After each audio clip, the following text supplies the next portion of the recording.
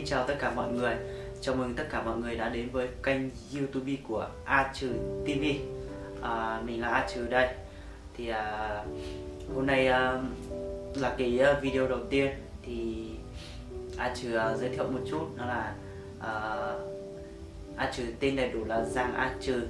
A Trừ sinh ra và lớn lên ở huyện Mù Căng Chải, tỉnh Yên Bái.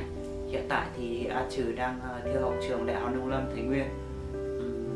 Kênh YouTube này của A Trừ được lập ra thì A Trừ muốn chia sẻ với mọi người về cuộc sống và những cái nét văn hóa và những cái ẩm thực của đồng bào dân tộc Mông mình ở trên vùng cao. Thì rất mong là mọi người cùng giúp đỡ và đăng ký cái kênh YouTube của A Trừ TV này.